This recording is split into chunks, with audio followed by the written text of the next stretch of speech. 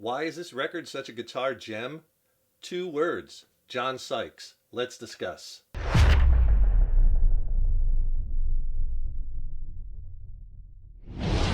Hey, how's it going? David Taub here with NextLevelGuitar.com. Hope all's going well, and I hope your guitar, music, and vinyl journeys are going famously. And welcome to another edition of the Vinyl Explorer. And this is where I dive deep into a lot of vinyl records that I truly love, and we discuss music that I find incredibly motivating and that I'm passionate about, that have really influenced me throughout my music and throughout my guitar playing journey. And in this edition, we are going to discuss this. This is Whitesnake, self-titled release from 1987. This record is a guitar gem. It is such a guitar-heavy record, and the guitar playing on this record is just amazing. Actually, one of my favorite guitar players, John Sykes, did just about all the guitars on this record. And man, he is just, he's just a fabulous, fabulous player.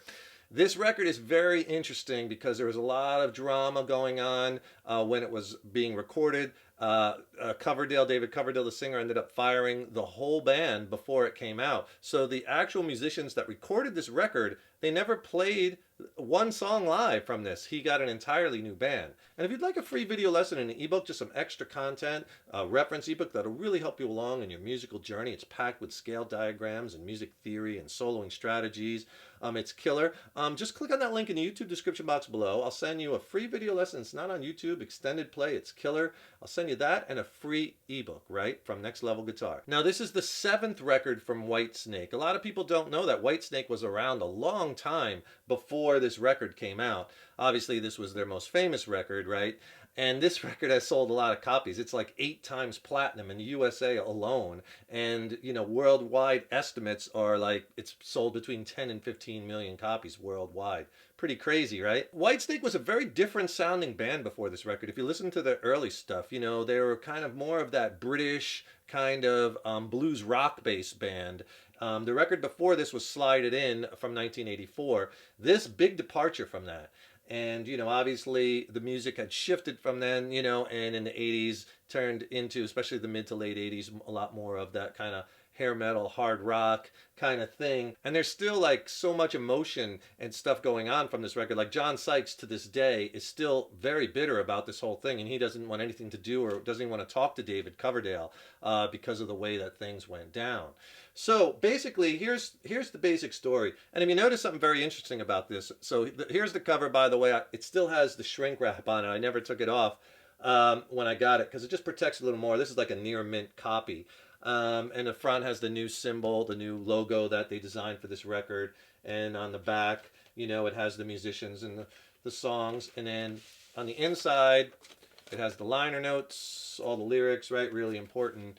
And then the symbol, again, notice no pictures of the band or the musicians, right? Very, very important. So if you look at the back of the record, right, it gives you all the songs, which we'll go over in a minute, but David Coverdale vocals, John Sykes guitars, Neil Murray was the bass player, and Ansley Dunbar did the drums. It was produced by 2 producers, Mike Stone and Keith Olsen. They had another producer working on it, but earlier on he didn't work out. So 3 producers. Took like a year and a half because when they started making this record, David Coverdale got really sick, had some bad sinus issues, and eventually had to get an operation. So he wasn't even sure he was going to be able to sing again. He said it was like a 50-50 chance. So the record was delayed a long time. Now, all the songs on this record were written by John Sykes and David Coverdale, except Here I Go Again, which was written by Coverdale and one of the former members of Whitesnake, Bernie Marsden, I believe, and Crying in the Rain, which was written by Coverdale. But everything else was written by Sykes and Coverdale. And a couple of the songs on this record were recorded earlier. Both Crying in the Rain and Here I Go Again appeared with a different lineup. They were recorded in 1982 on their Saints and Sinners record. And if you listen to that record and the songs there, big difference to the way they were recorded on this record here. And if you have a second, please subscribe to the channel. Subscribing to the channel, that really helps us to keep the content coming. Ring that subscription bell too, because then you'll be notified when we have new videos posted, right? Leave a comment below. Let us know how you like this video. Let us know what you'd like to see coming up. And if you like the video, please click the like button. Give it a thumbs up. share it, and thank you so much for your support. And the story as to what happened, I find fascinating because it really depends on who you're asking and who's telling the stories. There's a lot of different versions about what went down. So what happened is before the record was released, Coverdale fired the whole band and he hired a whole new crop of musicians. He hired two guitar players, Adrian Vandenberg and Vivian Campbell, Tommy Aldridge to play drums, and Rudy Sarzo to play bass. Everyone else got fired. John Sykes says he didn't even hear it from Coverdale. He says that he found out that he wasn't in the band anymore through an A&R rep. So I think what's really interesting is the fact that when most people think of Whitesnake, what do they think of? They think of the band that's in those videos, right? Those iconic videos that came out from this record. Still of the Night, the video for that. Here I Go Again, the video from that. Is This Love, the video from that. You know, with Tawny Kitaen, super hot Tawny Kitaen doing splits and cartwheels on the car hoods. And the two guitar players, Vandenberg and Vivian Campbell, right? But they didn't create or record that music. The other guys did, you know, Sykes and Neil Murray and Angie Dunbar, and I don't think they get the recognition. So that's what's a bummer. I think, especially, I'm such a huge John Sykes fan. I was bummed when I found out he wasn't in Whitesnake anymore. And I think they kind of got the short end of the stick on that, on the recognition end. I'm sure they still get the royalties end, but the recognition end, because you don't think of Whitesnake and those guys, you think of the Whitesnake from the video. And I'm not dinging Adrian Vandenberg or Vivian Campbell. Great guitar players, both of them. I especially love Vivian Campbell and the work that he did in Dio. I'm a big Dio fan, you know, so those are great records. But I just think, I can't help but think that John Sykes just got the short end of the stick. And, you know, so the stories that I've heard and read, you know, again, depend on who you ask and who tells the story. John Sykes, if you ask him, he was saying things like, well, David Coverdale was coming up with every excuse under the sun not to record vocals. He didn't like the studio, it was the weather, he didn't like the microphones, and it just was being delayed, and they had to get this work done. The bills are piling up, they're not playing out, the record's not released, no money is coming in. In fact, Coverdale, he said that he was $3 million in debt, you know, before the release of this record, because, you know, he had such a long layoff because of not only his illness, but the recovery time before, and he didn't even know he could sing again. And then Sykes would say that, from what I read, said that Coverdale told, you know, is telling a story that Geffen, that's the record company that Whitesnake was on at this time, Geffen forced Coverdale to fire the whole band, that it wasn't Coverdale's fault, you know? Because clearly Coverdale, it's his band, right? He's the captain of the ship. He is Whitesnake. You know, he's calling all the shots. But, you know, if you ask Coverdale, he says things like, well, I was devastated to find out that while I was recovering and while I was sick, that John Sykes was, you know, kind of putting in motion, trying to find another vocalist and was going to wrest the control of the whole project and push me out. You know, he thought he was being threatened by Sykes, you know, and if you ask Sykes that, he says, that's ridiculous. I never would have done that because Coverdale is Whitesnake. When you think of Whitesnake, you think of Coverdale. Why would I want to replace the lead singer in Whitesnake? Coverdale, he's the band, right? He's Coverdale. It's his Whitesnake. So he denies that. Another story out there that was floated was that Coverdale wanted a second guitar player.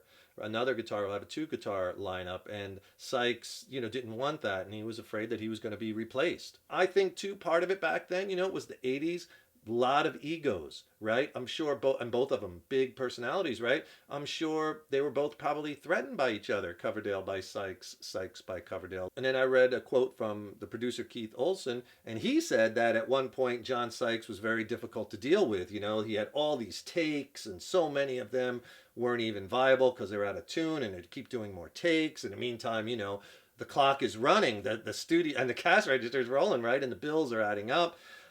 So, you know, I don't know. But again, it was bummed about Sykes because he's just such a force on guitar. And in fact, the next record that they put out after this one, I don't like nearly as much. And it's not because of the musicians, because Steve Vai played on that record, you know, just an amazing guitar player.